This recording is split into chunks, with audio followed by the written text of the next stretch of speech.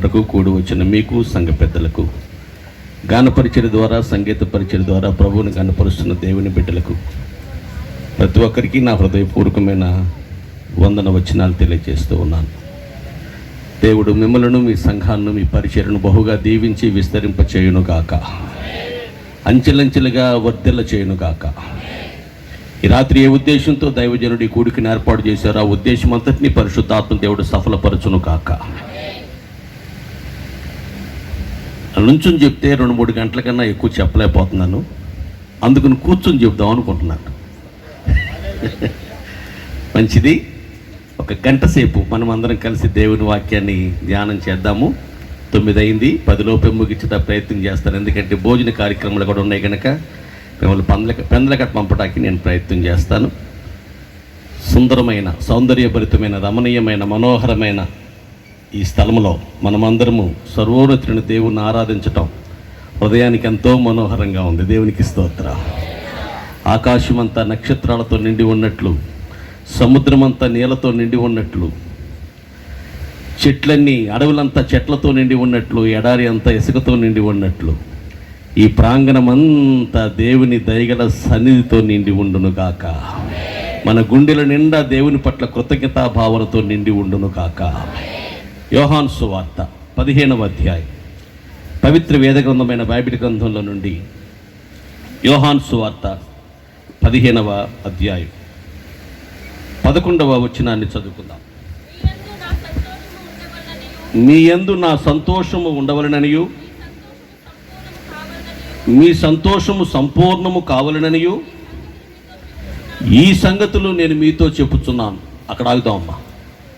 మనము సంతోషంగా బ్రతకాలన్నది మన దేవుని యొక్క ఆకాంక్ష. నెమ్మదిగా మన జీవితం మనుగడ శాంతియుతంగా, సమాధానకరంగా, ప్రశాంతపూరితంగా, ఆనందదాయకంగా, సౌఖ్యభరితంగా మన బ్రతుకు మనుగడ ఈ భూమి మీద కొనసాగించాలి అన్నది సృష్టికర్తైన దేవుని సంకల్పం. దాని కొరకు సమస్తమును ఆయన సమకూర్చి అట్టిపెట్టారు. ఈ విషయాలు నేను మీతో ఎందుకు చెప్తున్నాను అంటే, మీ సంతోషము పరిపూర్ణము కావాలని ఈ విషయాన్ని మీతో చెప్తున్నాను అని.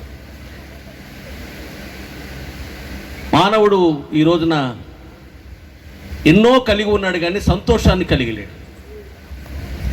కారణం ఏంటంటే ఆయన సంకల్పాన్ని గ్రహించలేకపోతున్నాడు, ఆయన ఉద్దేశాన్ని అర్థం చేసుకోలేకపోతున్నాడు.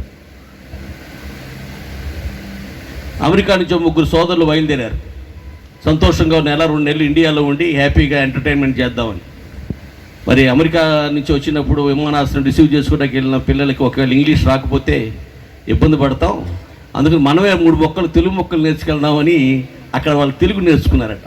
ఒక మొక్క ఏంటంటే, ఎవరెవరు వచ్చారని అడుగుతారు. మేము ముగ్గురము అని చెప్పండి. ఎందుకు వచ్చారని అడుగుతారు. మా సంతోషం కోసం, మా ఆనందం కోసం అని చెప్పండి. అయ్యా గెస్ట్ హౌస్కి వెళ్దాం రండి అయ్యా అని చెప్తారు. పదండి పోదాం అని చెప్పండి. అక్కడికి వెళ్ళాక ఎవరో ఒకరు ఇంగ్లీష్ వచ్చిన వాళ్ళు వస్తారు. మీ సమస్య పరిష్కారం అవుతుంది. 3 మొక్కలు నేర్పించి పంపించారు. విమానం దిగారు వాళ్ళు. అయితే అనుకోకుండా ఆకస్మికంగా విమానాశ్రయం బయట ఒక హత్య జరిగింది. అక్కడంతా ఖర్చు విధించారు. లోపలికి వెళ్ళటానికి అవకాశం లేక వాళ్ళు రిసీవ్ చేసుకునే వాళ్ళు అక్కడ ఆగిపోయారు. వీళ్ళు బెత్తర చూపులు చూసుకుంటా వాళ్ళ బ్యాగులన్నీ లాక్కుంటా బయటకు వస్తే అక్కడ శవం ఉంది, చుట్టూ పోలీసులు ఉన్నారు. వ్యవహారం అంతా ఎవరు చంపారని అడిగారు. వీళ్ళు ఫస్ట్ మాట నేర్చుకున్నారు కదా, మేము ముగ్గురము అన్నారు. ఎందుకు చంపారని అడిగారు. మా సంతోషం కోసం, మా ఆనందం కోసం అన్నారు. మీ సంతోషం కోసం, ఆనందం కోసం మా ఇండియాకి వచ్చి వీళ్ళు ముగ్గురిని చంపుతారు, పదండి జైలుకి అన్నారు. పదండి పోదాం అన్నారు. జైల్లోకి వెళ్ళి కూర్చున్నారు. వీళ్ళు ఎక్కడికి వెళ్ళారో వాళ్ళకి తెలవదు. సంతోషంగా గడపాలని వచ్చారు కానీ దుఃఖంతో, బాధతో, వేదనతో గడుపుతున్నారు. మనం కూడా సంతోషంగా గడపాలని చాలా ప్రయత్నాలు చదువుకుంటున్నాం, ఉద్యోగ ప్రయత్నం చేస్తున్నాం, విదేశాలకు వెళుతున్నాం, ఏవో కార్లు కొనుక్కుంటున్నాం, బిల్డింగ్, కానీ సంతోషంగా ఉన్నామా?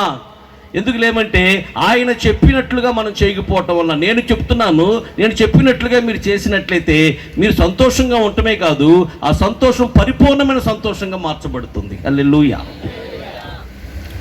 ఒక అడ్వర్టైజ్మెంట్ ఎలా ఉంది, మా గోదావరి డిఏపిని వాడండి, విస్తారమైన పంటలు పండుతాయి, సమృద్ధిగా సంతోషంగా బ్రతుకుతారు. ఒకవేళ మీకు ఏదన్నా డబ్బులు ఏదన్నా పెట్టుబడికి, పొలమాల పెట్టుబడికి అవసరమైతే మా ముత్తూట్ ఫైనాన్స్లో లోన్ తీసుకోండి. ఒకవేళ విస్తారమైన పంటలు పండినప్పుడు మీకు సమృద్ధిగా ఉన్నప్పుడు కళ్యాణి జ్యువెలర్స్లో బంగారం కొనుక్కోండి. ఆర్థిక ఇబ్బంది వస్తే దాన్ని ముత్తూట్ ఫైనాన్స్లో పెట్టండి. అప్పులు పాలైపోయాను ఇబ్బంది పడతా ఉంటే మీకు నవరత్నాలు రాసుకోండి. నవరత్నాలు రాసుకుని జిడ్డుగా ఉంది మొహం అనుకుంటే మీరా షాంపూ వాడండి అని మొత్తానికి అడ్వర్టైజ్మెంట్. సంతోషంగా ఉండాలంటే మీరు ఇలా చేయండి అలా చేయాలని రకరకాలుగా వ్యాపార ప్రకటనలు కూడా మనకు కనబడుతున్నాయి. వాళ్ళు సంతోషంగా ఉన్నారేమో కానీ అవి ఫాలో అవటం వల్ల మనం ఏమాత్రం కూడా సంతోషంగా లేము అన్నది నిర్వివాదాంశమైన సత్యం. యేసయ్య చెప్తున్నారు, ఈ విషయాలు నేను ఎందుకు చెప్తున్నానంటే మీరు సంతోషంగా ఉండాలి. ఏంటి ప్రభు ఆ విషయాలంటే చూడండి, యోహాను సువార్త 15వ అధ్యాయంలోనే ఆయన 5వ వచనం చదవండి. ద్రాక్షావల్లిని నేను, తీగలు మీరు. 8వ వచనం మీరు బహుగా ఫలించుట వలన శిష్యులు మీరు. 14వ వచనం కూడా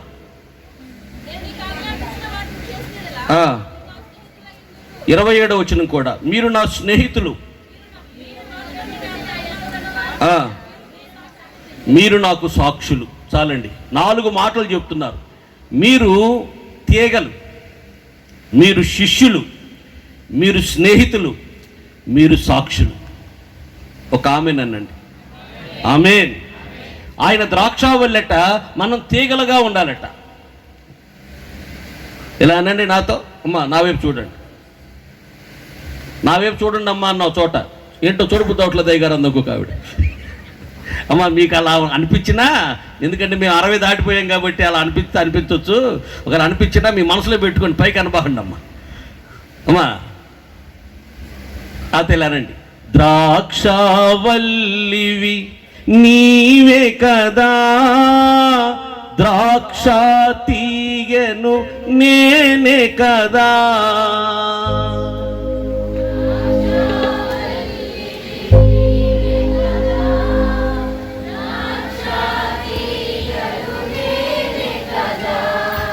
నీ జీవము నాలో పోసి,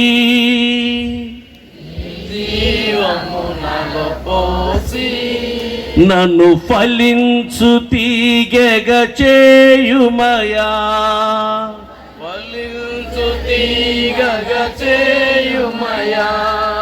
యేసయ్యా త్వరగా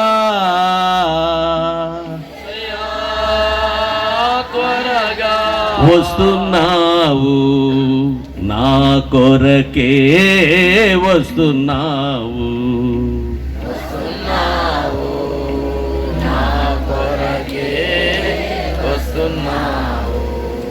ఆయన జీవము మనలోకి ప్రవహించాలి. ఆమె ఆయన ద్రాక్షావల్లి, మనము తీగలుగా ఉండాలి. అప్పుడు మనం బహుగా ఫలిస్తాం. ప్రేమ, సంతోషం, సమాధానం, ఆశా నిగ్రహం, దీర్ఘశాంతం, ఈ ఆత్మ ఫలాలు, నీతి ఫలాలు, వెలుగు ఫలాలు, జిహ్వా ఫలాలు, మారు మనసు ఫలాలు, సేవా, ఎన్ని రకాల ఫలాలైనా మనలో ఫలించడానికి కారణం ఏమిటంటే మనము ఆయనలో అంటుకట్టబడాలి. హల్లెలూయా. ఆ గుణగణాలు, ఆయనలో ఉన్న ఔన్నత్యత, ఆయనలో ఉన్న ఆ శ్రేష్టత్వం మనలోనికి ప్రవహించాలి అంటే మరియా మార్తా ఇద్దరు చేర్చుకున్నారు, కానీ మరియా ఆయన పాదాల దగ్గర కూర్చుని నేర్చుకుంది. అందుకనే యేసుక్రీస్తు యొక్క స్వభావం, ఆయన యొక్క పోలికలు, ఆయన గుణగణాలు మరియలో ఎక్కువగా మనం చూడగలుగుతాం. చాలామంది మనం ఆయన చేర్చుకుంటున్నాం, కానీ ఆయన అంటుకట్టబడే అనుభవానికి మనం రావట్లేదు. నలపాడు మాథ్యూ సాయి గారు పాట రాశారు. సద్గుణశీలుడ సుగుణాలు చూచి హృదిలో నేను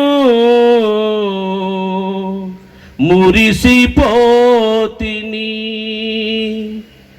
సుగుణాలు నాలో చూచుటకే నీవు, సుగుణాలు నాలో చూచుటకే నీవు, సిలువలో నాకై నలిగిన యేసయ్యా, నిన్ను మరచి నన్ను నేను మరచి. ఆయన రాసిన పాట ఏంటంటే, సుగుణాలు నీలో ఉన్నాయి, ఆ సుగుణాలు మాలో కూడా నువ్వు చూడాలని ఆశపడుతున్నావు. దేవునికి స్తోత్రం. ఆయన సుగుణాలు, ఆయన గుణగణాలు, ఆయన లక్షణాలు, ఆయన స్వభావం, ఆయన నైజం, ఆయన వైఖరి మనము కూడా పుణికి పుచ్చుకొని, మనము కూడా సంతరించుకొని, మనము ఆయన వలె బ్రతకాలి అని పరిశుద్ధ గ్రంథం మనకు సుస్పష్టంగా నేర్పిస్తుంది. దేవ స్వభావములో మనమందరము పాలివారము కావాలని ఈ గ్రంథాన్ని దేవుడు మనకు అనుగ్రహించాడు. దేవుని యొక్క రూపము, పోలిక మనలోకి రావాలి అంటే మనం ఆయనతో ఏం చేయబడాలంటే అంటు కట్టబడాలి. ఆయనలో ఉన్న సారమంతా మనలో ప్రవహించబడాలి. హల్లెలూయా. అడవి చెట్టు కొమ్మనై, చేదు రసపు జీవినై, కొట్టివేయబడిన నన్ను పట్టుకున్న ప్రేమ, క్రీస్తు మంచి చెట్టుకు అంటు కట్టబడినాను, క్రీస్తు మంచి చెట్టుకు అంటు కట్టబడినాను, క్రొత్త రసం ఇచ్చింది, శక్తితో నింపింది, నిత్య జీవార్థమైన నా యేసు ప్రేమ. ప్రేమంటే ప్రేమ. ఇక్కడ అయ్యగారే కాదు, అందరూ బ్రహ్మాండంగా పాటలు పాడుతున్నారు. ఏంటి ఇక్కడ కూర్చుని నాకు కూడా పాటలు వచ్చేస్తాను ఏంటో మరి. హల్లెలూయా. నేను పెద్దగా ప్రసంగాలు చేసేప్పుడు పాటలు పాడను. ఏ రాజశేఖర్ గారు పెద్దగా పాటలేం బాగా ఇక్కడ కూర్చుండేంటో నాకు కూడా. శ్రీకృష్ణదేవరాయల ఆస్థానంలోనట అష్టదిగ్గజులు అంటారు. అంటే 8 మంది కవీశ్వరులు ఉంటారట. అక్కడికి పామరుడు, నాలాంటి పామరుడు వెళ్ళినా ఆయన నోటప్పుడు కూడా కవిత్వం చేద్దాడు. అసలు ఆ చోటికి నిలబడి చాలు, ఎవరి నోట్లకైనా కవిత్వం ఊడిపడిపోతాడు. ఆమె ఈ మధ్య ఒక ఆయన కవిత్వం రాసి తెచ్చి నాకు ఇచ్చాడు. ఎట్లా కొంచెం దీన్ని ఏమన్నా మార్చాలంటే మార్చమని. చూస్తే అదొక కుక్క, దానికి ఉంది తిక్క, దానికి ఇష్టం కక్క. అయితే నేను వేసాను దానికి బిస్కెట్ ముక్క, దాని కోపం వచ్చి పట్టుకుంది నా పిక్క, దాన్ని చూసింది మా అక్క, దాని పైకి విసింది ఒక చెక్క. ఎటో దగ్గర అంటే నన్ను నీ బాబులాగా వస్తారా, ఇది కవిత్వం, ఇదే చెక్క బొక్క ఏంటో ఇదే అమ్మా. అక్కడికి వెళ్ళిపోతే చాలట, పామరుడు చదువులేని నిశాని చేసేవాళ్ళు కూడా అద్భుతంగా చేస్తాడు. అడవి చెట్టు కొమ్మలు మనం, చేదు రసపు జీవులు మనం, క్రీస్తు యేసు మంచి చెట్టుతో అంటు కట్టబడాలి. హల్లెలూయా. నా భార్య ప్రశ్నించడానికి వెళ్ళింది 35 ఏళ్ల క్రితం వాళ్ళ పుట్టింటి. తేడా వస్తే మా అమ్మాయికి హాస్పిటల్ తీసుకెళ్ళా. అప్పట్లో 250 అంత అయింది హాస్పిటల్ ఫీజు ఖర్చు అంతా. ఇంటికి వచ్చాక మా అమ్మ అంది, ఒరే 5 నెలలు వచ్చేదాకా మన ఇంటికి తీసుకొచ్చేదాకా ఖర్చు ఆలదేరా అంది. 5 నెలలు వచ్చేదాకా వాళ్ళే ఖర్చు పెట్టుకోవాలి, మన ఇంటికి వచ్చి మనం ఖర్చు పెట్టుకుంటాం, నువ్వెందుకు ఖర్చు పెట్టావురా, తీసేసుకో డబ్బులు అంది. సిగ్గు శరం లేకుండా తీసేసుకున్నాయి. మా అమ్మ మీదే ఖర్చు అంట, మాదేం లేదంట. 35 ఏళ్ల క్రితం అమ్మ. ఇప్పుడు మా అత్తగారికి నేను ఒక ఇల్లు కట్టి పెట్టా. హల్లెలూయా. మా సంఘంలో ఒక పేద బిడ్డ ఉన్నాడు, ఉత్తేజ్ అని.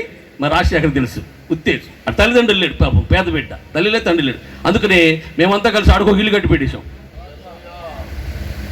మన ఎవరికో కొంచెం బాగోలేదని పలకరించడానికి వెళ్ళాం. పెద్ద వయసు వాళ్ళు, వృద్ధులు, పెద్ద రేకుల షెడ్లో ఉంటున్నారు, వేడిగా ఉంటుంది. నేను కాసేపు కూర్చోలేకపోయా. అందుకని వెంటనే మా సంఘంలో రాజేష్ అని ఏసీ మెకానిక్ ఉంటే పిలిపించి ఏసీ పెట్టించేసాం. నా కూతురికి దోమలు కొట్టకుండా గొడుగు కొనుక్కొచ్చినా మా అత్తగారి దగ్గర డబ్బులు తీసుకున్నా. నేను ఇలా చేయటానికి గల కారణం ఏమిటయ్యా అంటే యేసు ప్రభుతో ట్రావెల్ చేయటమే. హల్లెలూయా. ఆయన సహవాసం, ఆయన ప్రేమ, ఆయన పాదాల దగ్గర కూర్చుండే అనుభవాలు మన జీవితాన్ని మారుస్తాయి. మనలో ఉన్న చేదు రసపు ఆ అనుభవాలన్నీ పోయి మళ్ళీ తిరిగి మన జీవితం ఇతరులకు మాధుర్యమును పంచేవారంగా మార్చబడిపోతాం. హల్లెలూయా. మనము తీగలుగా ఉండాలని దేవుడు కోరుకుంటున్నాడు. అయ్యా, నేను పనికిమాలిన దాన్ని కాదయ్యా, నేను తాగి రాలేదయ్యా అంది హన్న. అంటే పనికిమాలిన తీగలు కొన్ని ఉంటాయి ఎట్టండి. అయ్యా, నేను పనికిమాలిన దానిగా నన్ను నీవు ఎంచముందయ్యా, నేను తాగి రాలేదయ్యా. నాబాలు ఎలాంటి వాడంటే బహు పనికిమాలిన వాడమ్మా. తాగటం, తినటం, ఆయన స్వార్థం, ఆయన పొట్ట, ఆయన బట్ట, ఆయన సుఖం, ఆయన భోగం, ఆయన విలాసమే తప్ప ఇతరుల యొక్క ఆకలితో అలమటించిపోతుంటే వాళ్ళు పట్టించుకుందాం, వాళ్ళకి మనకున్న దాని నుంచి పిడికిడి పెడదామని ఆ స్వభావం, ఆ నైజం, ఆ వైఖరి లేదు. పేరుకు మాత్రం అది కాలేబు సంతతి వాడు. పేరు గొప్ప, ఊరి దిబ్బ, పైన పటారం, లోన లోటారం, నోటి నిండా పళ్ళు, కడుపు నిండా కుళ్ళు. అమ్మా, కాలేబు సంతతి వాడే, కానీ పడికిడి మెతుకులు రొట్టెలు కావాలి, ఆకలేస్తుందని చేయి చాచి వస్తే గొప్ప వ్యక్తికి ఇంత ఆహారం పెట్టున్న భాగ్యం, నా ధన్యతని ఎంచుకోలేకపోయాడు. కొంచెం రొట్టెలు కూడా ఇవ్వలేని ఒక స్వార్థపరుడు, పనికి మాలోడమ్మా. ఏ మాట పడితే ఆడావిడ ఈడావిడ నాకాశ ఇట్ట వెనక ముందు ఆడకుండా మాట్లాడే తత్వం, నైజం, వైఖరత ఉంది. తాగుపోతాడు, తాగుతాడు, వాగుతాడు, తూగుతాడు. తాగుపోతాడు ఏం చేస్తాడు? తాగుతాడు. తాగినోడు ఊగుతాడు. అంతేనా? వాగుతాడు. ఎన్ని చేస్తాడు? ఇష్టం వచ్చినట్టుగా, నోటికి వచ్చినట్టుగా హట్ అవుతారు, నొచ్చుకుంటారు, బాధ ఏమన్నదా. ఇంటికి వచ్చాడు, భార్యని ఏం కూర అన్నాడు. పొద్దున కూరనండి, ఈ పూట ఏం కూర ఉండలేదండి అంది. పొద్దున కూర వేసి పెడతావు నాకు, దాని తిరిగి వెళ్ళి పట్టరా అన్నాడు. ఇంకో చెన్నిళ్ళు ఉంది, వెళ్ళపోతే కొడతాడు. వెళ్ళటాక ఆవిడకేం ఇష్టం లేదు, ఆత్మాభిమానం, దానికి నేను వెళ్ళటాడు పనికి మళ్ళీ. వెళ్ళపోతే తను తినాలి, ఏం తెలియదు, ముందు వెనక ఆలోచించాడు. అందుకని గిన్నె తీసుకుని వెళ్ళింది. దారిలోకి వెళ్ళాక ఆవు పేడ కడేసింది. అది చూశాక ఈవిడికి ఒక ఆలోచన వచ్చింది. చక్కగా గిన్నె నిండా పేడక పట్టుకొని ఇంటికి వచ్చి, అయ్యా ఆవిడ కూడా ఏమనలేదని గోంగూర పత్రం చేసిందట. ఆ రోజులు లొట్టలేసి తిట్టాడు. ఎంత కమ్మగా ఉండిందే నీ మొహం, పెళ్ళి 15 ఏళ్ళైంది, ఎప్పుడెట్టు ఉండేవా నీ మొహం తగలయ్యా. విడితే ఎట్టు చేయాలి, గోంగూర పచ్చడి బ్రహ్మాండంగా ఉంది, గిన్నెడుకు తినేసాడట. అలా ఏం తింటున్నావో ఏంటో అటు రుచి పోసి ఏం తెలియదు అలాగే. రాష్ట్ర గారు వాక్యం చెబుతున్నారు, తాగకూడదండి, తాగుబోతులు దేవుని రాజ్యానికి వారసులు కాదండి అని అంటే, నువ్వు ముంజులు తింటావా, నువ్వు తాటికాయలు తింటావా, నువ్వు తేగలు తింటావా, నువ్వు ఇల్లు గుట్టించుకుంటావా, దళ్ళు కట్టించుకుంటూ తాటాకులతో బొళ్ళు వాడతావా, అవి వాడతావా, ఎన్ని వాడక అందులోంచి వచ్చిందే కళ్ళు, అది తాగితే నరకానికి వెళ్ళిపోతారా అన్నాడు. ఆవిడ భాష గారట, అయ్యా మీరు పాలు తాగుతారా, పెరుగు తింటారా, మీకు ఇష్టమేనా, వెన్నపోసో, నెయ్యమో, కాఫీ, బోర్నవిటా, జున్ను తింటానండి, మరి పేడో అన్నీ అందులోంచి వచ్చినాయి కదండి అంటే విత్తండవాదం చేస్తారనమాట. జ్ఞానం ఉండదు. అందుకని అంటుంది, అయ్యా నన్ను పనికిమాలిన దానిగా మీరు ఎంచబాకండి అయ్యా. పనికిమాలిన తీగలు మన జీవితంలో నుంచి కత్తిరించి వేయి,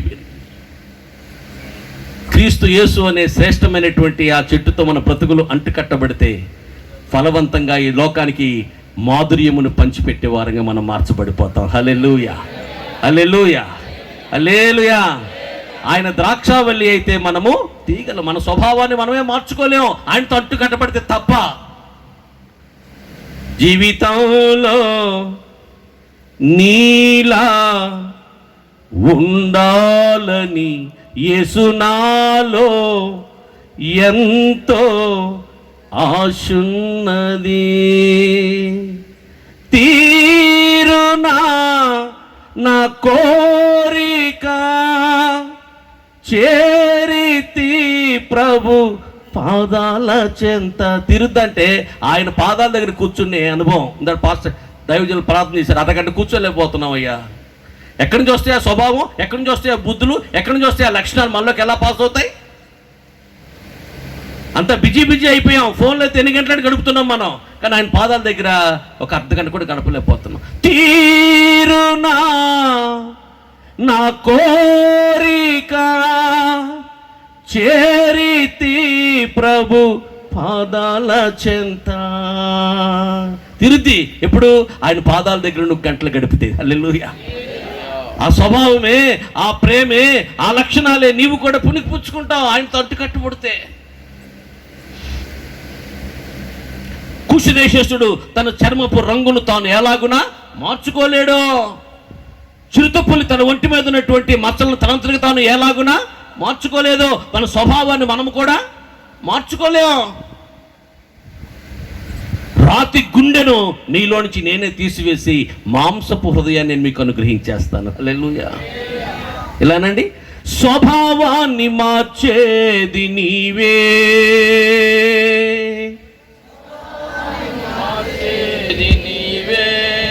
శక్తితో నింపేది నీవే, శక్తితో నింపేది నీవే, ఆలోచన చెప్పేది నీవే,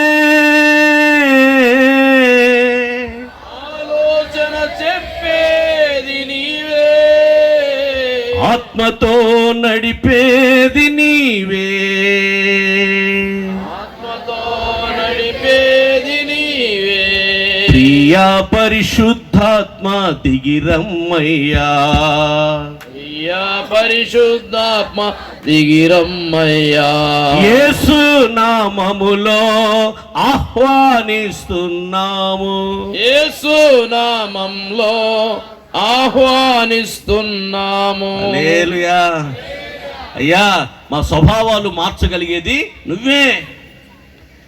మా వైఖరి, మా గుణగణాలు, మా లక్షణాలు, మా తీరుతెనులు మార్చగలిగినటువంటి వ్యక్తివి నీవే నాయన. మా హృదయంలోకి వచ్చి మమ్మల్ని మార్చు నాయన.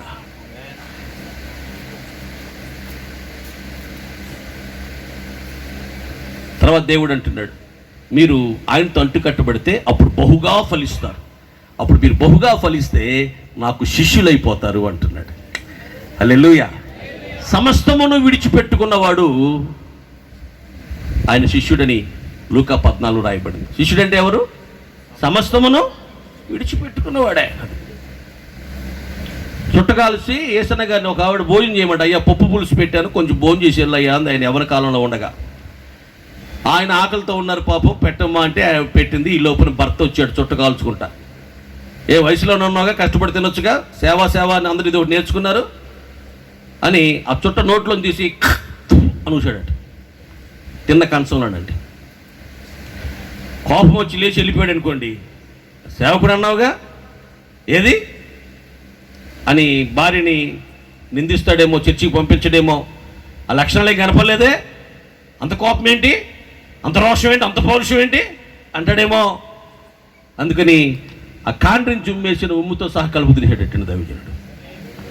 ఆయన ఆశ్చర్యపోయాడు, ఎంత యవ్వన కాలంలో ఉన్నా ఇతడు కాండ్రించి ఉమ్మేసినా సరే ఏం కోపగించుకోకుండా అయినా అన్నం తినేసి అమ్మ వస్తానమ్మా, అయ్యగారు వెళ్ళొస్తానండి అని వందలు చెప్పి వెళ్ళిపోయాడు.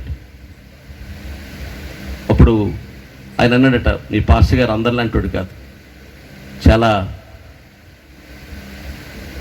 క్రీస్తు మనసు కలిగిన ఆయనే.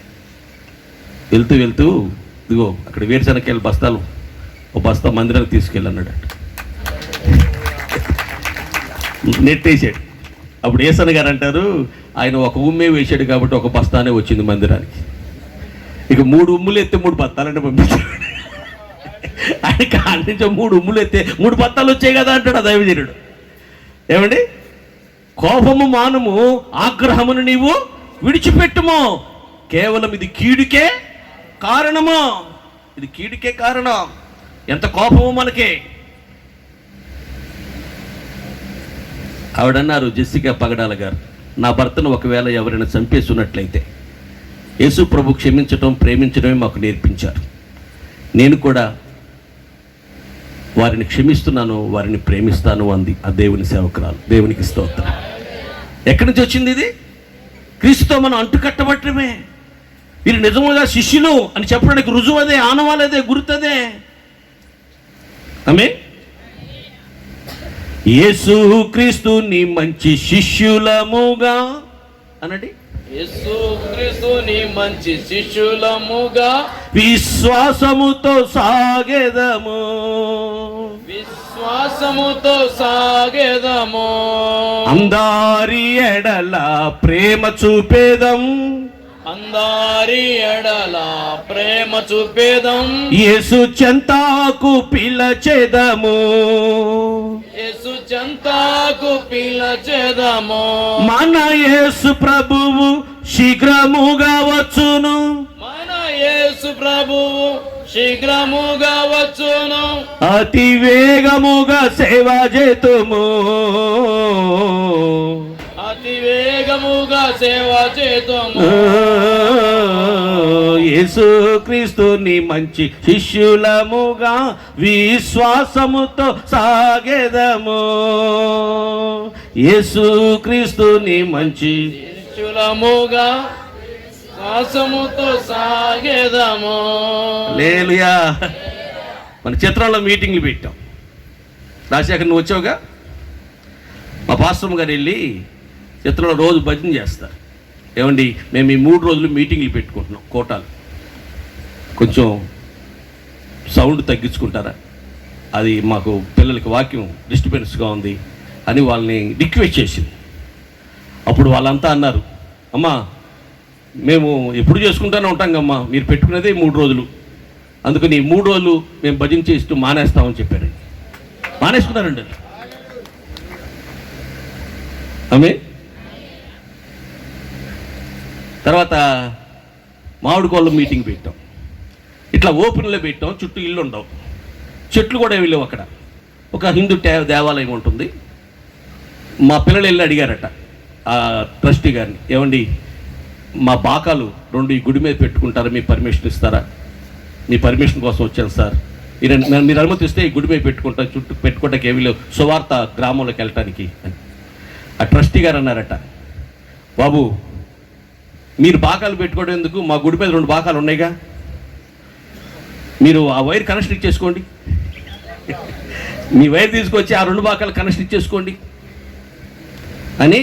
ఇదిగో మీరు ఎక్కడో నుంచి షెడ్లో నుంచి కరెంట్ లాగారు, ఈ మైక్ సిస్టానికి కరెంట్కి అంతరికి 1 మీటర్ సరిపోదేమో, మన గుళ్ళో మీటర్ ఉందిగా, ఇది కూడా లాక్కోండి, ఓడి మైక్ సిస్టానికి ఒకటి కరెంట్ సరిపోతుంది, ఫీజు కొట్టుకుని ఉంటున్నాడు. ఆ గుళ్ళో నుంచి ఇచ్చాడండి మా మామిడికోళ్ళ మీటింగ్లకి. హల్లెలూయా.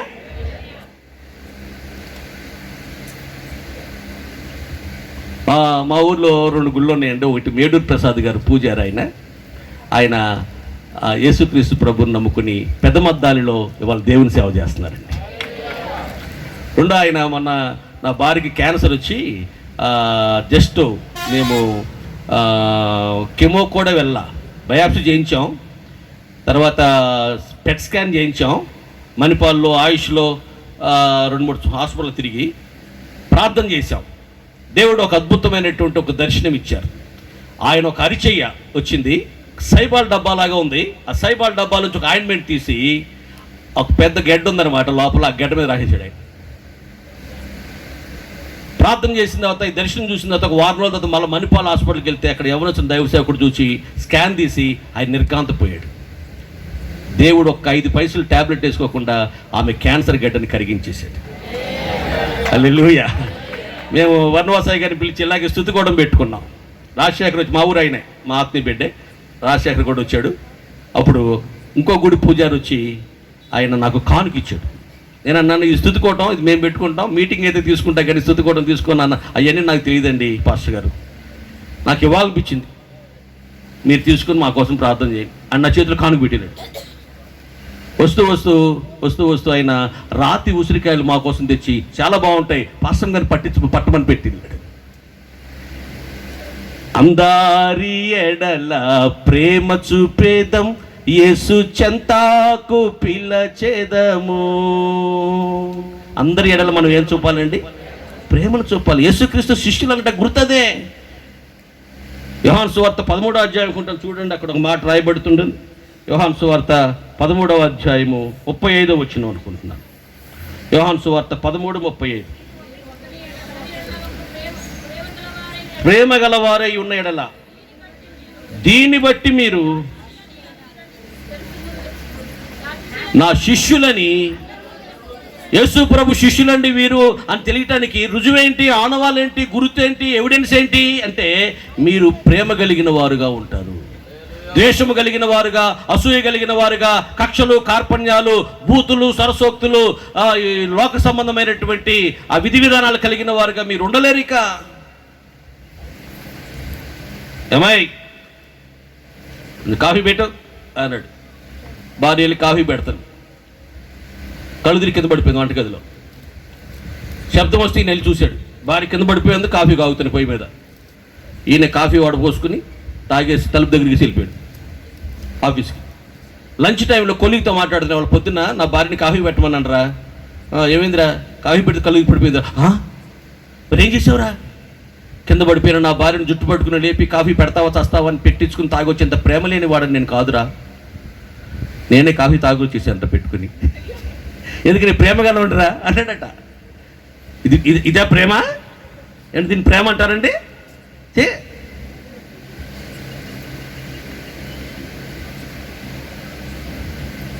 రందుల రాజరత్నం అయ్య గారిని ఒక విశ్వాసే నన్ను వాక్యంలో పెట్టి పొడిచాడని అయ్యగారు వాళ్ళ ఊరు వెళ్తే ప్రార్థన చేయండి అయ్యగారు అంటే అయ్యగారు ప్రార్థన చేస్తారు కళ్ళు మూసుకుని. ఆయన ముందునే తెచ్చుకున్నాడు చాకు, తెచ్చి కడుపులో పొడి చేశాడు.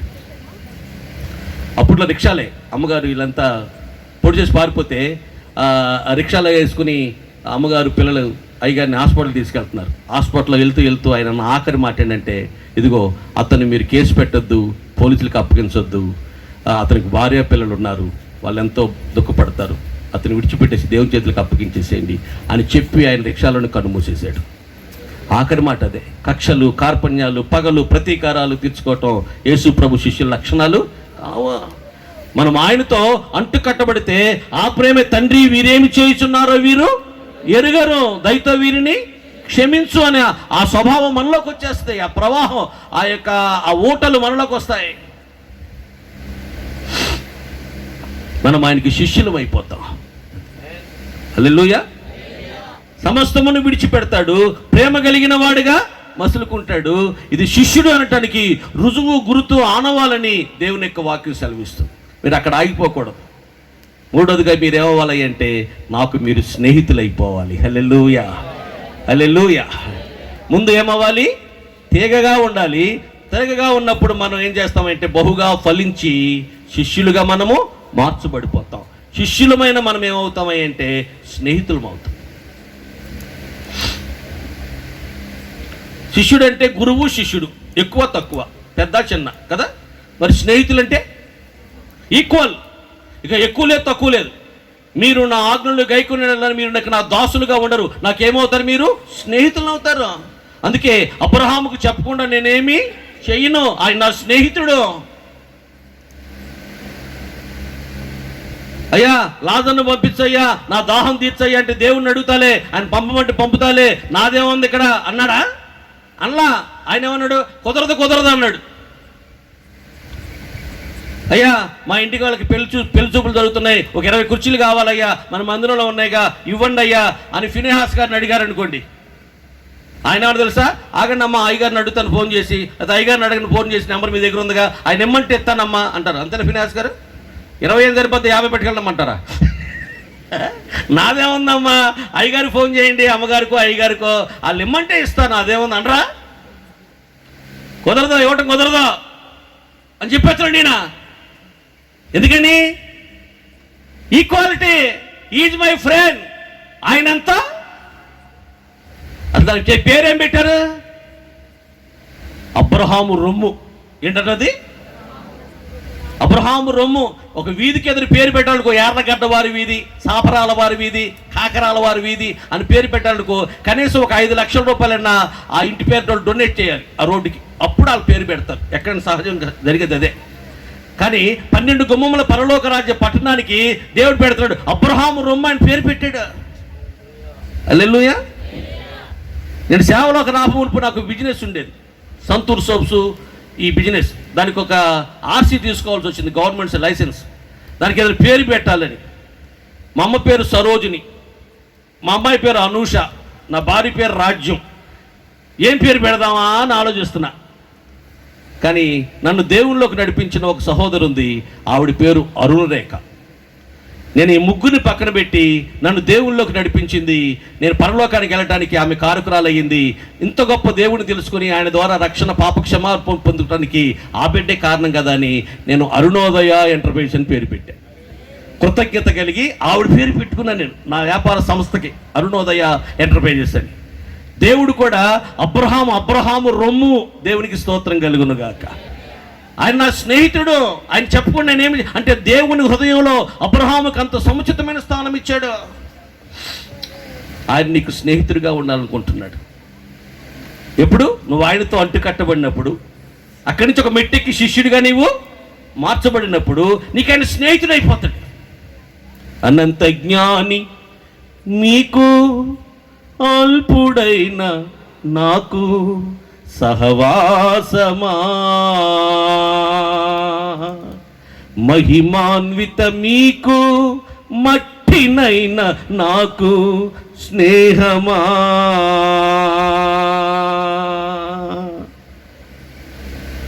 ఆయనకు మనకు స్నేహమా? ఒక ఎంఆర్ఓ గారో లేక ఒక ఎమ్మెల్యేనో ఒక ఎంపీనో మీతో నాతో స్నేహం చేస్తారా? మీ స్థాయి ఏంటి, మా స్థాయి ఏంటి? మాతో స్నేహం చేయడానికి మీరు సరిపోతారా? సకల చరాచర జగత్తును తన నోటి మాట చేత సృజించిన సృజనాత్మక శక్తి కలిగిన సర్వశక్తి సంపన్నుడైన ఆ దేవాది దేవుడు 24 పెదలతో 4 జీవులతో 1000 దూతగణములతో కెరూబు శరాపులపై ఆసీనుడయ్యుండి నిరంతరము పరిశుద్ధులు పరిశుద్ధులను గాన ప్రతిగానముల చేత కీర్తింపబడుతున్న సర్వోన్నతుడైన నా ప్రభు తల్లి గర్భంలో నిన్ను నన్ను పిండముగా రూపొందింపచేసి నీవు నేను శిశువులుగా ఉండగా మన శరీర అవయవాలకు చక్కటి ఆకృతి కలిగించి తల్లి గర్భంలో నుంచి ఉద్భవించి మొలకు నేటి వరకు సమస్తము ధారాళముగా దయచేయచ్చు మన జీవానికి మన ఊపిరికి కారణభూతుడైనటువంటి ఆ గొప్ప తండ్రి నీవు నాకు స్నేహితుడిగా ఉంటావా, నేను నీకు స్నేహితుడిగా ఉండాలని ఆశపడుతున్నానని స్నేహాస్తం చాచుతూ ఉంటే అబ్బాయి కుదరదని అనటం అది ఎంత విచారకరం, ఎంత దురదృష్టకరం. అది మీరు లోకముతో స్నేహము చేస్తే దేవునికి మీరేమైపోతారట, శత్రువులు అయిపోతారు, వైరం అయిపోతారు. లోకంతో స్నేహం చేస్తున్నాం, లోక ఆశలకుల్లో లోకపు ఉరవడిలో వాళ్ళు కొట్టుకెళ్తున్నాం, లోక ప్రవాహంలో కొట్టుకెళ్తున్నాం. తెల్ల లేచిన కానీ లోకం లోకం లోకం లోకం లోకం. ఇలాగే ప్లే గ్రౌండ్ ఉంది, చుట్టూ కాంపౌండ్ వాళ్ళు ఉంది. పిల్లలు సెలవులు ఇచ్చారు, వాళ్ళు ఆడుతున్నారు, ఆట ఆడుతున్నారు, ఏదో ఆట ఆడుకుంటున్నారు. 13 అని అరుస్తున్నాడు ఒకడు. ఆ పక్కన రోడ్డు ఉంటే రోడ్డు పక్కన ఒక ఆయన వెళ్తున్నాడు. ఏంటి పిల్లలు లోపల అరుస్తున్నారు ఏంటి, 13 అని ఏమైంది అని ఆ కాంపౌండ్ వాళ్ళకి చిన్న హోల్ ఉంది, కంత. ఆ కంతలో కన్ను పెట్టి చూశాడు. ఇంతకీ అలా ఆడే ఆట ఏంటి అంటే ఎవరైనా ఆ కంతలో కన్నుపెట్టి చూస్తే బాణం లాంటి సన్న పుల్ల చెక్కారు, పట్టకం పొడుతారు. ఆడికి 13 కళ్ళు పొడిచాడు పొద్దు నుంచి. ఆట మొదలెట్టిన దగ్గర నుంచి 13 కళ్ళు పొడిచాడు. 13 అంటాడు, అందుకే 13 కన్ను పొడిచాడు మార్కే. ఇప్పుడు ఎవడైతే ఈ రోడ్డు వెళ్తా కన్ను పెట్టి ఇటు చూశాడో పట్టక 14 ఇంకో మార్క్ వచ్చింది, ఇంకొక మార్క్ వచ్చిందిరా ఎయిరా అని అంటున్నాడట. యూదా, ఆకాను, గెహాజీ ఎంతోమంది లోకాన్ని జురుకుందాం, లోకాన్ని అనుభవిద్దాం, లోకాన్ని ఆస్వాదిద్దాం అని వెంపర్లాడి ఆరాటపడి అరుಳು చాచి పరుగులు పెట్టి ఏమండి సాతాను నరకానికి మార్కులు వేసుకుంటున్నాడు. ఏముంది లోకంలో చెప్పండి? శరీరాశ, నేత్రాశ, జీవపు డంబం. వాటి స్నేహం కోసం పరుగులు పెడుతున్నారా? చక్కటి బిల్డింగ్ ఉందట, దాదాపుగా 10 కోట్లు పెట్టి కట్టుకున్నాడు ఆయన. చిన్న దొంగతనాలు చేస్తాను అంతవరకు. ఇట్లాంటి బిల్డింగ్లో పడితే సంవత్సరం 2 సంవత్సరాలు పడి కూర్చుని తినొచ్చు అని ఒక దొంగ ఏం చేశాడంటే పకడ్బందీగా ఒక 10 రోజులు ప్లాన్ చేసి మెల్లిగా ఒక మిషన్ తెచ్చి అందులోకి ప్రవేశించాడు. అందులో ఏముంది అంటే చిరిగిపోయిన పేపర్లు, అరిగిపోయిన చీపురి కట్ట, ఒక వంటగదిలోకి వెళ్తే మసిగుడ్డ, ఈ 3 ఉన్నాయి. ఏంటా అని ఎదురుకొచ్చి చూశాడట. అక్కడ ఒక బోర్డు ఉంది, ఆ బోర్డు మీద ఈ ఇల్లు అద్దెకి ఇవ్వబడినను ఉంది. ఆ బోర్డు చూడకుండానే ఇంత ప్రకటబందీగా ఇంత ప్లాన్ వేసి నిద్రాహారాలు లేకుండా 10-15 రోజుల పాటు ఆ ప్లాన్ వేసి దిగాడు. అది చూడలా. ఏముంది ఇంతకీ? శరీరాశ, నేత్రాశ, జీవపు డంబం. 242 మంది ప్రయాణం చేస్తూ వెళ్తున్నారు. వాళ్ళంతా లక్షాధికారులు కాదు, మిలియనీర్స్, బిలియనీర్స్, ట్రిలియనీర్స్ వాళ్ళంతా. అమ్మా రేపో మాపు డాక్టర్లు కావాలి 20 మంది, వాళ్ళు భోజనం చేస్తూనే చనిపోయారు వాళ్ళు.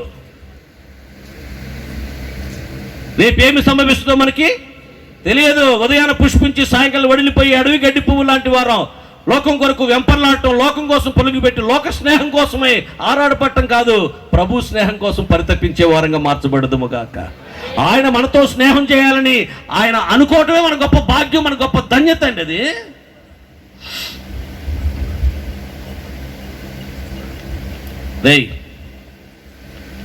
అలా వస్తారు. మా నాన్న నడుము కన్నా నా చిటికిన వేలే బాగా లావు అని చెప్పరా, నోరు మూసిపోతారు అని స్నేహితులు సలహా చెప్పారండి. ఈ స్నేహితులు ఏం చెప్పారు? సొలొమోను నడుము కన్నా రెహబాము గారి చిటికిన వేలే లావు అని చెప్పరంటే, మా నాన్న వేసాడ్రా పన్నులు, నేను ఇంకా వేస్తాను అని దానికి ఇండైరెక్ట్గా అర్థం వచ్చేటట్లుగా చెప్పరా అని తప్పుడు ఆలోచన చెప్పారు. స్నేహితులు ఏం కోరలేదు, మేలు కోరలేదు, హితవు కోరలేదు. అమ్మా ఇలా చెప్పారు. ఆయన వెళ్ళి రెహబాములు చెప్పాడు. 10 గోత్రాలు పోయినాయి. 12 గోత్రాల్లో 10 గోత్రాల వారు ఏమైపోయారు? నష్టపోయాడు. తన జీవితంలో తిరిగి పూడ్చుకోలేనంత నష్టపోయాడు. కారకులు స్నేహితులే, కానీ ఈ స్నేహితులు అలా కాదు. నీతో స్నేహం నాకెంతో మేలయ్యా, నీ సహవాసం. అబ్బా, నీ స్నేహం నాకెంత మేలు. ఇలాంటి చక్కటి ఆలోచనలు, ఆశ్చర్యకరమైన ఆలోచనలు చెప్పి నడిపిస్తాడు. మీ మీద దృష్టి పెట్టి మీకు ఆలోచన చెప్పి మీరు నడవలసిన మార్గం నేనే మీకు ఉపదేశించి నడిపిస్తాను. మీకున్నది పోదాం, మీరు ఉన్నది అంతకంతకు ఇంకా వర్ధిల్లే ఆలోచన దేవుడు మనకు చెప్తాడండి. ఆయన సహవాసంలో ఉన్న మాధుర్యత, ఆయన సహవాసంలో ఉన్నటువంటి శ్రేష్టత్వం మనిషి జీవితంలో మరెక్కడ మనం కనుగొనలేమనే ఒక ప్రాముఖ్యమైన విషయాన్ని తెలుసుకోవాలి. ఒక స్నేహితుడు వచ్చాడు, ఒరేయ్ రాజకుమారుడువేనా అమ్మునోను, నువ్వు రాజకుమారుడు కదా, మీ నాన్నగారికి బాదం పప్పు తక్కువ, లేకపోతే పిస్తా పప్పు తక్కువ, లేకపోతే జీడిపప్పు తక్కువ, లేకపోతే కొండతేనె తక్కువ, బలవర్ధకమైన ఆహారం, ప్రోటీన్స్, విటమిన్స్, క్యాలరీస్ సమృద్ధిగా ఉన్న ఆహారం నువ్వు ఎంతైనా తినొచ్చు కదా, రాజకుమారుడు అని నీవు నానాడికి చిక్కిపోవట కారణం ఏంటి అని అడిగాడు యెహోనాదాబు. ఇలా చెప్పు, నాన్న నాకు తామారు వచ్చి వంట చేస్తే నా రోగం తగ్గిపోతున్నానా అని చెప్పి ఆలోచించాడు. అతని పనికి మాలిన స్నేహితుని యొక్క ఆలోచన అతని జీవితం నాశనం అయిపోయింది. అతడు అబ్షాలోము చేతిలో చంపబడ్డాడు. అమ్నోను అనేవాడు అలాంటి స్నేహితులను మనం ఈ దినాల్లో కలిగి ఉన్నప్పుడు మనం కూడా ఎంతో నష్టపోయే ప్రమాదం ఉంది. మంచి స్నేహితుడు విడువక ప్రేమిస్తాడు. దుర్దశలో అలాంటి స్నేహితుడు మనకొక సహోదరుడుగా ఉంటాడు. ఆయన హల్లెలూయా. కష్టకాలం రాకుండా ఉంటుందా? ఇరుకులు ఇబ్బందులు ఒక వ్యక్తి జీవితంలో తారసిల్లి తటస్థించకుండా ఉంటాయా? దుర్దశలు వస్తాయి, ఎవరికైనా వస్తాయి, నీతిమంతులకైనా వస్తాయి. కానీ అలాంటి స్నేహితులను మనం కలిగి ఉన్నప్పుడు అలాంటి వాడు ఆ దుర్దశ వచ్చినప్పుడు మనకు సహోదరుడుగా ఉంటాడు. నాకు క్యాన్సర్ వచ్చినప్పుడు, క్షమించండి, మాకు కరోనా వచ్చినప్పుడు నా ఫ్రెండ్ ఫోన్ చేశాడు, ఒరే నేను పీపీ కిట్లు కొన్నాను, అంటే మొత్తం ముసుకేసుకున్న కిట్లు అనమాట కొన్నాను, నీకు ఏదైనా ఆక్సిజన్ కొంచెం 85-90 ఆ 90కి లోపు పడిపోయిందనుకో వెంటనే నాకు ఫోన్ చేయి, మేము కార్లు వేసుకుని వచ్చేస్తాం, ఎన్ని లక్షలైనా పర్వాలేదు మేము బ్రతికించుకుంటాం అని ఫోన్లో నాకు ధైర్యం చెప్పాడు. దేవునికి స్తోత్రం. ఇలా అన్నాడు, 14 రోజులు నేనే ఇక్కడి నుంచి క్యారేజీ పంపిస్తా, బలమైన ఆహారం తినాలి, నువ్వు సేవకురాలు, మీరు ప్రార్థన చేసుకోండి, మేము మీకోసం ప్రార్థన చేస్తాం, ఏదైనా వైద్యుని ఆలోచన కావాలంటే చెప్పనని 14 రోజులు ఇంత క్యారేజీ బ్యాగ్ తీసుకొచ్చి ఆ గుమ్మం దగ్గర పెడతాం. ఫోన్ చేస్తారు మా పిల్లలు వచ్చి తీసుకెళ్ళి 2 పూటలు సరిపడా పంపిస్తాను, మీరు వంట చేసుకోవద్దు, మీరు రెస్ట్ తీసుకోండి, ప్రార్థన చేసుకోండి, విశ్రాంతి తీసుకోండి, ఎంత ఖర్చు అయినా సరే మేము భరించుకుంటామని. ఆ దుర్దశ వచ్చినప్పుడు ఆ స్నేహితుడు చెప్పిన మాటలకి నాకు శక్తి, బలము, ఓపిక, సత్తు వచ్చేసినాయండి. కరోనాలో చాలామంది చచ్చిపోవడం కారణం ఏంటంటే ఇలా సపోర్టుగా నిలబడకపోవటమే. కనీసం మేము వచ్చి కాస్తంత ఆదరణకరమైన మాటలు కూడా చెప్పడానికి ఇష్టపడకపోవటమే. దుర్దశ వచ్చినప్పుడు ఆ నిజమైన స్నేహితుడు అవసరమైతే మన కోసం ప్రాణమైనా పెడతాడు. ప్రాణం పెట్టువానికన్నా నిజమైన స్నేహితుడు ఎవ్వరు లేరు. సంసోను స్నేహితుడు భార్యాభర్త గొడవ వచ్చిందట. భార్యాభర్త గొడవ వస్తే చాలామంది గొడవలు ఎందుకు వస్తాయో తెలియదు. కాల్గేట్ పేస్ట్ కిందగా నొక్కాల్సింది మధ్యలో నొక్కిందట. నొక్కితే చెప్పొచ్చుగా, అబ్బాయి కింద నుంచి నొక్కాలన్నమాట, మధ్యలో పెట్టి నొక్కడం ఎక్కబెట్ట చెప్పొచ్చుగా, అది పెద్ద తప్ప. దానికి పోటాట డైవర్స్ దాకా వెళ్ళిపోయారు. కాల్గేట్ పేస్ట్ మధ్యలో నొక్కేందుకండి నీ దోపగా కారణం లేదు, సిల్లీ థింగ్స్ ఇవన్నీ. భార్యతో ఏదో పోటాడు వచ్చేసింది. నీ వైఫ్ ఎలాంటిదిరా అని అడిగాడట పెళ్ళికి రాని స్నేహితుడు. నీ వైఫ్ ఎలాంటిదిరా అంటే without information fighting every time అన్నాడట. Without information fighting every time, అర్థమైపోయింది లేరా అన్నాడట. అసలు కారణాలు లేకుండానే గొడవలు వచ్చేస్తాయండి. గొడవ వచ్చింది, అలిగాడు, ఇంటికి వెళ్ళిపోయాడు. కోపాలు తగ్గుతాయి కదా. ఎంతకాలం ఉంటే భార్యాభర్తల మధ్యలో. మళ్ళా వచ్చాడు భార్యను తీసుకెళ్దామని. ఈ లోపల ఈయనేం చేశాడు, వేరొక అబ్బాయికి ఇచ్చాడు. అబ్బాయి ఎవరు కాదు, సంస్థను స్నేహితుడు అంటాడు. నీ స్నేహితుని భార్యతో మళ్ళా తిరిగి నువ్వు పెళ్ళికి సిద్ధపడ్డావంటే, నీ స్నేహితుని మోసం చేసావంటే అది స్నేహం? అది ఛీ, నీ స్నేహితుడు అని అంటారా?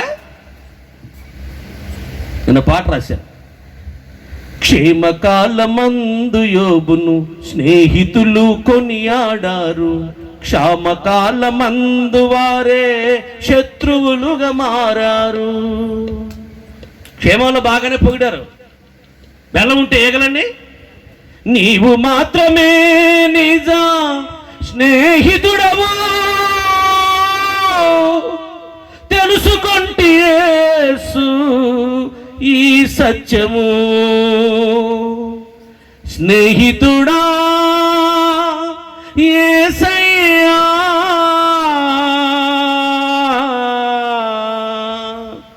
ద్రాక్షరసము కన్నా మధురమైనది.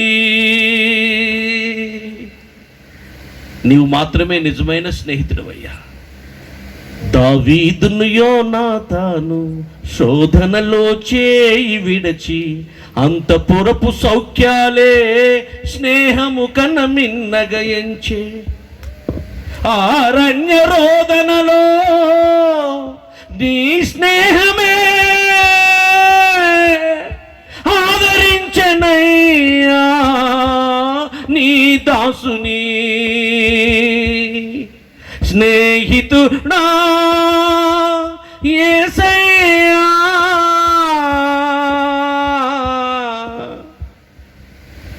అన్ని బాగానే ఉన్నప్పుడు వారిని శోధన వచ్చినప్పుడు చేయి విడిచిపెట్టి ఆ అంతఃపురపు సౌఖ్యాలు కోరుకుని తండ్రితో వెళ్ళిపోతే, ఆ అరణ్య రోదనలో నీ స్నేహమే కదా దావీదును ఆదరించింది, ఓదార్చింది, బలపరిచింది, వెండి తట్టింది, పురుకొల్పింది, ప్రోత్సహించింది, కన్నీరు తుడిచింది, కారుయోడు మొక్కలుగా చేసింది, మళ్ళా తిరిగి కర్తవ్య పారాయణగా కథం తొక్కి ముందుకు సాగటానికి ప్రోద్బలం ఇచ్చింది నీ స్నేహమే కదయ్యా. ఆ స్నేహితుడు మనకు కావాలి రాత్రి వేళ.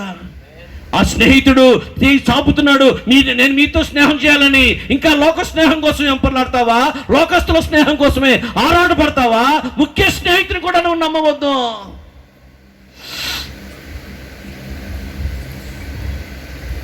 హల్లెలూయా. నా ప్రియమైన సహోదరి సహోదరులారా, దేవుడు మనకు స్నేహితుడిగా ఉండి మన కష్టాల్లో, మన దుర్దశలో ఒక సహోదరుడిగా ఉండి నడిపించడానికి ఆయన ఇష్టపడుతూ ఉన్నాడు. ఇది ఎంత సంతోషం! ఈ విషయాలు మీకు ఎందుకు చెప్తున్నా తెలుసా? ఈ విషయాలు మీ సంతోషము పరిపూర్ణము కావాలని ఈ విషయాలు మీకు చెప్తున్నాను నేను అంటున్నాడు. హల్లెలూయా. ఎంత గొప్ప ధన్యకరమైన జీవితానికి దేవుడు నిన్ను నన్ను పిలిచాడండి. ఎంత గొప్ప భాగ్యవంతమైన జీవితానికి దేవుడిని పిలిచాడండి. నేను ఒకసారి ఢిల్లీ వెళ్ళాను వాకింగ్ చెప్పటానికి. అక్కడికి అమృత గారని ఆవిడ, సునీత గారని ఇద్దరు నన్ను రిసీవ్ చేసుకోవడానికి విమానాశ్రయానికి వచ్చారు. సునీత గారు అంది, బ్రదర్ మా వారు వచ్చేవారు కానీ అనుకోకుండా మోడీ గారు అమెరికా పంపించారు ఆయన పని మీద.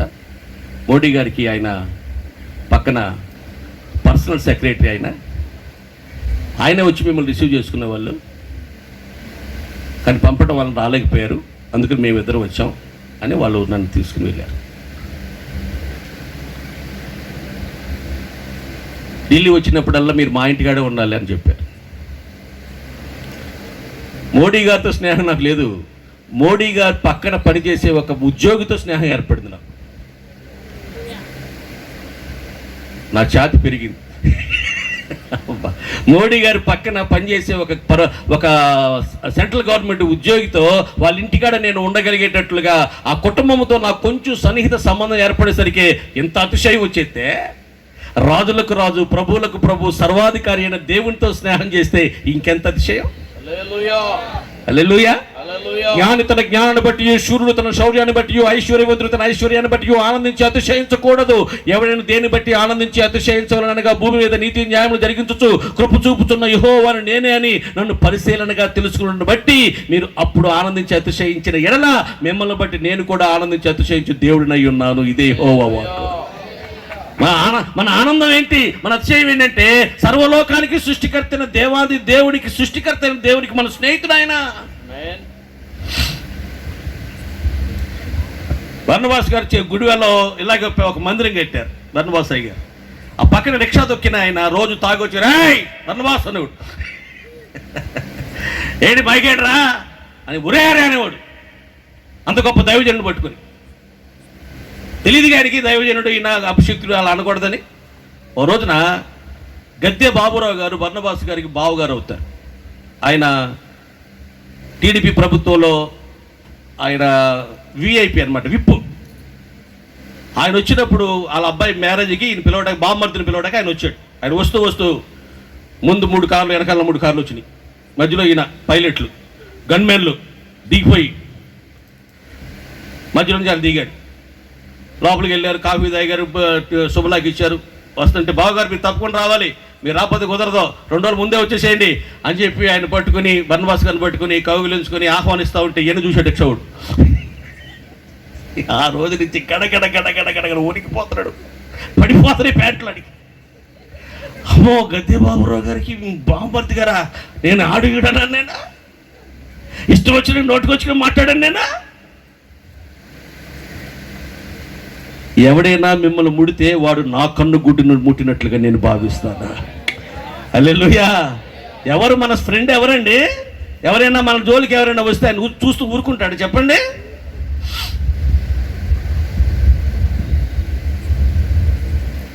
ఆఖరిగా ఆయన అంటున్నాడు, మీరు నాకు సాక్షులు. 4వది ఏంటి చెప్పండి? మీరు నాకు సాక్షులు. మా ఊర్లో ఒక ఆయనకు 100 ఎకరాలు ఉంది, విష్ణుపట్ల సుబ్రహ్మణ్యేశ్వరరావు గారు. ఆ 100 ఎకరాలు వీళ్ళ నాన్నగారు కూడా చేస్తారు. కొన్ని పొలాలు, ఒక 5 ఎకరాలు, ఒక 2 ఎకరాలు, ఒక 10 ఎకరాలు ఎవరు చేసుకుంటే వాళ్ళకి ఇచ్చేసాడు 100 ఎకరాలు చేసుకోండి బాబు అని కౌలు. ఆయన సంవత్సరానికి ఒకసారి వస్తాడనమాట, వచ్చి అందరి దగ్గర కౌలు పోగు చేసుకుని వెళ్ళిపోతాడు. ఒక 100 ఎకరాలు ఉంది ఆయన. ఆ పేదలందరూ పాపం ఆయన వలన, ఆయన పొలం వలన కొంచెం జీవనోపాధి, ఒక ఇల్లు కట్టుకోవటం, కాసంత అవి కొనుక్కోవటం. ఆయన ఎక్కడో ఉంటాడు పాపం, బెంగళూరులోనూ మద్రాసులో ఎక్కడో ఉంటాడు. ఆయన ఎక్కువ కారులో రాడు, దూరం నుంచి ట్రైన్లో వచ్చి, అప్పట్లో ఈ అద్దె సైకిల్ ఉండే కదండి, ఇప్పుడు లెవెల్లో ఉంటా, అద్దె సైకిల్ ఉంటే వెళ్ళి బాబు చిత్రం వెళ్ళి రావాలి, కొంచెం అద్దె సైకిల్ ఏమని అడిగాడు. ఈయన ఎవరో పాపం కొత్తగా వచ్చి పెట్టుకున్నాడు ఆయనకి, అది ఈయన ఎవరో తెలియదు ఆయనకి. ఈయన ఎప్పుడో ఊరి నుంచి వెళ్ళిపోయాడు ఎక్కడికో 30 ఏళ్ళ క్రితమే. మీరెవరో నాకు తెలియదు కదా అద్దె సైకిల్ మీకు ఇవ్వటాకని. అప్పుడు బస్ స్టాండ్లో బట్టలు అమ్ముకుంటాడు రమణ అని. ఒరే రమణ, నేను ఎవరో తెలియదంట, కొంచెం నేను నీకు తెలుసు అని చెప్పరా అంటే, అబ్బో ఆయన తెలియపోవడం ఏంటండి, ఆయన మా ఊర్లో పెద్ద జమీందారు అండి, ఆయన అనేక కుటుంబాలు పోషించాడండి, ఆయన చాలా ధర్మప్రభు అండి, అబ్బో ఆయన అసలు పేదలకు చాలా సహాయం చేస్తాడండి, ఆయన చాలా యోగ్యుడు అర్హుడు అని ఈయన చెప్తున్నాడు. అప్పుడు ఆయన చెప్తున్నాడుగా, ఆయన మీకు తెలుసు అంటగా, మీరు నాకు తెలవకపోయినా ఆయన తెలుసు అంటగా, మీరు చాలా గొప్ప వాళ్ళు అంటగా, నమ్మకమైన వాళ్ళు అంటగా, యోగ్యులు అంటగా, అందరికి సహాయం చేస్తారంటగా, మంచి వాళ్ళు అంటగా, అయితే తీసుకెళ్ళండి అన్నాడు. సృష్టికర్తైన దేవుడు, దేవుని పిల్లరా, నీ సాక్ష్యాన్ని నా సాక్ష్యాన్ని కోరుకుంటున్నాడు. దేవునికి ఇస్తాం. మేము ఆరాధిస్తున్న మా దేవుడు, ఇదిగో ఈ సృష్టికర్త అయిన యేసుక్రీస్తు ప్రభు నమ్మదగిన వాడండి. నమ్మకమైన దేవుడవైనా, ఆయన నమ్మకమైన వాడని, ఆయన పరిశుద్ధుడని, ఆయన ప్రేమ గలవాడని ఎవరు చెప్పాలి ఇప్పుడు? ఆయన తెలియని వాళ్ళు చాలా మంది ఉన్నారు, కానీ ఆయన తెలిసిన మనం ఆయన గురించి చెప్పే ఈ భాగ్యాన్ని, ఈ ధన్యతను మనకిచ్చాడు. మనం చెప్తే ఆయన అంగీకరిస్తాను ఇప్పుడు. హల్లెలూయా. దూతాలు చేయని నీ దివ్య సేవను ధూళినైన నేను చేయా కృపనిచ్చితివే, ధూపాతిని చేపట్టి చేసేదా శాశ్వత నే తాళంచగా కానుక. అయ్యా మేము చెప్తామయ్యా, నేను అడిగానట దేవదూతలు. అబ్బా లేదు మీకు అవకాశం, ఆ భాగ్యం, ఆ ధన్యత మీకు ఇవ్వను, మీకు ఇవ్వాల్సిన చాలా ఇచ్చానులే, ఈ ఆలకిస్తానని చెప్పి మనకిచ్చాడండి. నేను సాక్ష్యం ఇవ్వాలి. ఇదిగో ఈమె కన్యకనియు, ఈమె రక్షణ పొంది బాప్తిసం పొంది సంఘంలో నమ్మకంగా ఎదుగుతూ సిఫారసు లెటర్ మేము ఇవ్వాలి. మేము సిఫారసు లెటర్ ఇస్తే వాళ్ళు ప్రకటన నుంచి పెళ్లి చేస్తారు. మేము 10th క్లాసు 7th క్లాసు, ఆ పిల్ల MBBS MBA, ఆ పిల్లేమో మాకన్నా అన్ని విషయాల్లో కూడా చాలా, కానీ మేము సిఫారసు ఇవ్వాలి, సిఫారసు తెచ్చుకోమా ప్రకటన రాసుకోవాలి మేము. అసలు ఆయన ఎక్కడ, మనం ఎక్కడ, మనం ఆయన సాక్ష్యం చెప్పడం ఏంటి విడ్డూరం? మన సాక్ష్యాన్ని విని ఆయన నమ్మదగిన వాడు, ఆయన గొప్పవాడని ప్రజలు ఆయన పాదాల దగ్గరికి వస్తున్నారు. అందుకు ఛానల్గా, అందుకు సాధనాలుగా దేవుడు మనల్ని వాడుకుంటున్నాడు. చిత్రం గ్రామంలో, బోయినరిపాలెం గ్రామంలో, గంగుల చెరువు గ్రామంలో, చంద్రన్న కాలనీలో, తర్వాత దేవానందపురంలో, బోయినరిపాలెంలో మేము 6 గ్రామాల్లో కొన్ని 100 మందికి బాప్తిస్మాలు ఇవ్వటానికి దేవుడు కృపనిచ్చాడండి. అంటే వాళ్ళకు మేము యేసు ప్రభు గురించి పరిచయం చేసి సాక్ష్యం ఇచ్చి ఆయన అలాంటి వాడు, ఆయన ఎలాంటి వాడు, ఆయన నమ్ముకోండి, ఆయన పాదాల చెంతకు రండి, మీకు ఇలా జరుగుతుందని మేము సాక్ష్యం ఇస్తే వారు యేసు ప్రభు గొప్పవాడంట అని వాళ్ళు నమ్ముకున్నారండి. ఇది ఎట్లా అనిపిస్తుంది?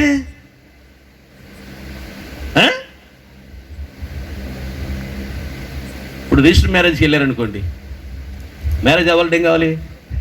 ఖచ్చితంగా ఇద్దరు సాక్షులు కావాలి. సాక్షులు తీసుకెళ్ళిపోమంటారు. సాక్షులు ఎండ పెట్టుకుని వస్తేనే మ్యారేజ్ అవుతుంది. ఇప్పుడు ఏసై పరిశుద్ధ వివాహం అక్కడ మేఘాల్లో, దేవుని స్తోత్రం. అమ్మ, ఈ పరిశుద్ధ వివాహానికి కూడా కొంతమంది సాక్షులు కావాలి. చీకటిలో నుండి ఆశ్చర్యకరమైన వెలుగులోకి పిలిచిన వాని గుణాతిశయాలు ప్రచురపరచ నిమిత్తం ఏర్పరచబడిన వంశము రాజులైన యాజక సమూహమా. ఆ సంఘంలో సుజాత అనే పాప ఉంది, ఆపరేషన్ చేస్తుంది. డాక్టర్ అమ్మ అరుణ గారని ఆపరేషన్ చేస్తుంది, సిజేరియన్ అనమాట. సుజాత అయిపోయింది ఆపరేషన్, 10 నిమిషాలు అంతా అయిపోద్ది. ఏం పేరు పెడదాం అనుకున్నావు? నీ కొడుకు పుడితే కూతురు పుడితే ఏం పేరు పెడదాం ఏం అనుకోలేదు మీ ఆయన. నువ్వు కంగారు పడబాక, ఏంటో టెన్షన్ పడుతున్నావు ఏంటన్నట్టున్నావు, కంగారు పడబాక అంటుంది డాక్టర్ అమ్మ. ఆవిడ అంటుంది, నాకెందుకండి కంగారు, నేనే కంగారు పెడతా, నాకేదైనా కంగారు ఉంటే టెన్షన్ ఉంటే మీ గురించే అంది. నాకేదైనా టెన్షన్ ఉంటే కంగారు ఉంటే మీ గురించే అంటుంది. నా గురించి ఎందుకమ్మా సుజాత అంటే, నేను యేసుప్రభుని నమ్ముకున్నా, ఇప్పుడు చనిపోయినా ఆపరేషన్ ఫెయిల్ అయ్యి నాకేం ఇబ్బంది లేదు, పరలోకం వెళ్ళిపోతా.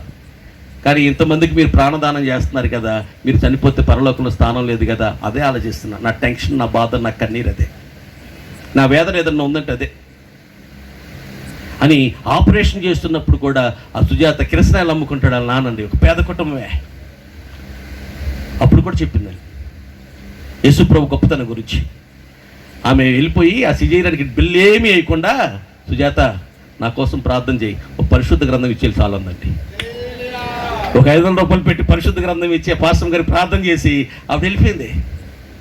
నా నామము కొరకు మీరేమి చేసినా మరిచిపోవుటకు నేను అన్యాయసిన దేవుడను కానా. వనవాసయ్య గారికి ఒకసారి గుండెలో నొప్పి వచ్చింది. ఎక్కడో విజయవాడ వసంత హాస్పిటల్లో జాయిన్ చేశారు. మేము చూడటాకని వెళ్ళాం. అంటే నిన్న వెళ్ళారు, మేము ఈరోజు వెళ్ళాం చూడటానికి. ఎందుకు వచ్చేస్తాం, పంపించేస్తాం, డిశ్చార్జ్ అయిపోతాను, ఎందుకు వచ్చారు అని సరే చిన్న ప్రార్థన చేసి వెళ్దాం, చిన్న పాట పాడు అన్నారు పాస్టర్ గారు. అన్నారు నేను వెండి బంగారాల కన్నా మిన్న అనేది ఆకుమర్తి డానియల్ గారి పాట పాడా. ఆ పాట పాడేసరికి హాస్పిటల్లో ఉన్న నర్సులు, కాంపౌండర్లు, కొంతమంది పేషెంట్లు, క్రైస్తవులు అందరూ వచ్చారు అక్కడ ఆ రూమ్లోకి. అప్పుడు చెప్పలేదు, ఇదిగో డాక్టర్ పాస్టర్ గారు మీరు 3 నెలల దాకా వాకింగ్ చెప్పకూడదు, మాట్లాడకూడదు, ఎవరిని వచ్చి పలకిచ్చిన పాస్టర్ గారు సమాధానం చెప్పుద్ది, మీరు మాత్రం అట్టా ఉంది ఇట్టా ఉందని అడుగుతారు, చెప్పకండి, విశ్రాంతి తీసుకోండి, మౌనంగానండి అని చెప్పిన డాక్టర్ గారు కూడా వచ్చాడు. అందరూ చూసి పాస్టర్ గారు ఊరుకుంటాడా? గృహస్థులకి ఏమి, గృహస్థులు కాని వారికి ఏమి, సువార్త విషయంలో నేనంతో రుణస్తుడను. ఈయన వాకింగ్ చెప్పడం మొదలెట్టాడు. బర్నబాస్ గారు 20 నిమిషాలు వాకింగ్ చెప్పాడు. ఏ పాస్టర్ గారు అయితే మీరు మాట్లాడకూడదు, విశ్రాంతి తీసుకోవాలి, నోరు తెరవకూడదు, మౌనంగా ఉండాలన్నారో ఆ పాస్టర్ గారు రక్షణ పొంది ప్రార్థన చేయించుకున్నారు. డాక్టర్ గారు అండి. ఆ డాక్టర్ గారు వచ్చి 20 నిమిషాలు అట్టా మాట్లాడదాంట్లా అట్టాగంటాడు ఆయన చెప్పి మాటలు. ఆ తర్వాత దినాల్లో ఆయన మార్పు చెంది ఒక మందిరానికి వెళ్తున్నారు. ఈ వాక్యం ఈ మాటలు పట్టుబడ్డాడు. హల్లెలూయా, హల్లెలూయా. ఈ రాత్రి వేళ దేవుని బిడ్డలారా, మీరు నాకు సాక్షులుగా ఉండాలి. మా దేవుడు గొప్పవాడని చెప్పింది మా ఊర్లో ఒక ఆవిడ, ఊడిపికెళ్ళి. మా దేవుడు గొప్పవాడని ఆవిడ. మా దేవుడు అట్టా, మా దేవుడు ఇట్టా అంటే అక్కడ గొడవలు వేసి 30 సెంట్లు ఊడ్చేశారు. 30 సెంట్లు పొలం ఊడ్చారండి. మా దేవుడు గొప్పవాడు గొడవ వచ్చి ఇద్దరు జుట్టు పట్టుకుంటున్నారు. ఇద్దరు జుట్టు పట్టుకుని ఇద్దరు 30 సెంట్లు దమ్ము చేశారు. ఆకు దొరకట్లే, అట్లే అప్పుడు ఆకు బహు టైట్గా ఉంది. మా దేవుడు గొప్ప, మా దేవుడు దమ్ము అయిపోయింది వాళ్ళంతే. కానీ ఒక ఆయన అంటున్నాడు, బోధ చేయలేను వాదములకు బోను నాకదేల, బోధ చేయలేను వాదములకు బోను నాకదేల, నాకు తెలిసినంత వరకు నాదుడేసు దేవుడనుచు సాక్ష్యమిచ్చేదా, మన స్వామి యేసు దేవుడనుచు.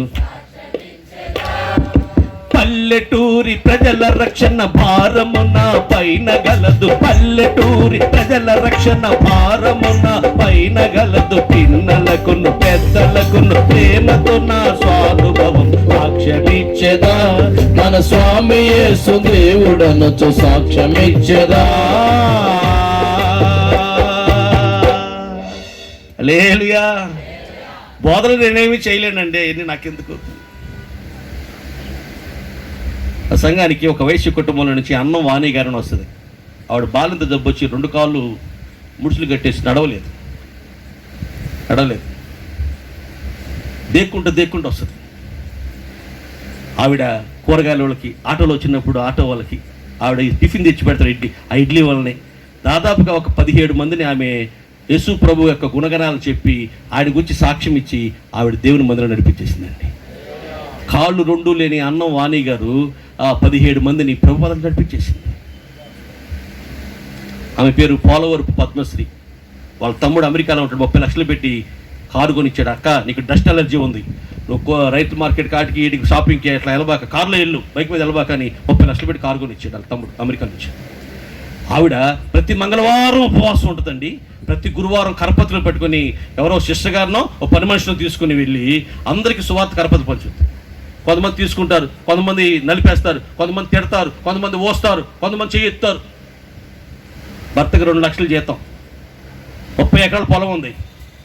పుట్టిండోళ్ళకి పెట్టిండోళ్ళకి కూడా 10 మంది నౌకర్లు చాకిర్లు. అంత గొప్ప రాయల్ ఫ్యామిలీ. కానీ ఆ మాటలను అనిపించుకుని యేసు ప్రభు గుణగణాలు చెప్పి సాక్ష్యం ఇచ్చి ఒక 35 మందిని సజ్జా ఎలియాద్రి గారి సంఘానికి విజయవాడ నడిపించిందండి ఆవిడ. ఒక్క బిడ్డ పోలవరపు పద్మశ్రీ అని ఒక్క బిడ్డ నడిపించిందండి. ప్రభు గురించి సాక్ష్యం ఇచ్చుట కొరకు దేవుడు నిన్ను నన్ను ఏర్పాటు చేసుకున్నాడు.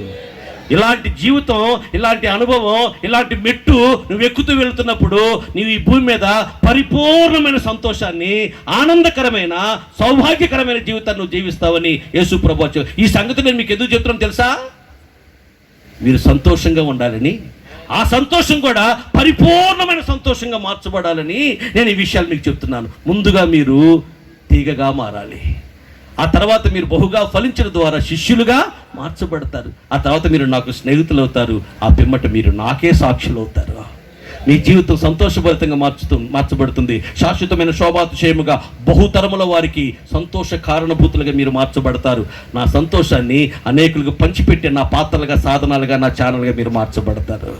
అట్టి కృప, అట్టి ధన్యత, అట్టి భాగ్యం పరిశుద్ధాత్మ దేవుడు మనందరికీ దయచేయునుగాక. హల్లెలూయా. తలలు వంచండి, కన్నులు మూసుకునండి, ప్రార్థన చేసుకుందాం. ప్రియ సహోదరి సహోదరు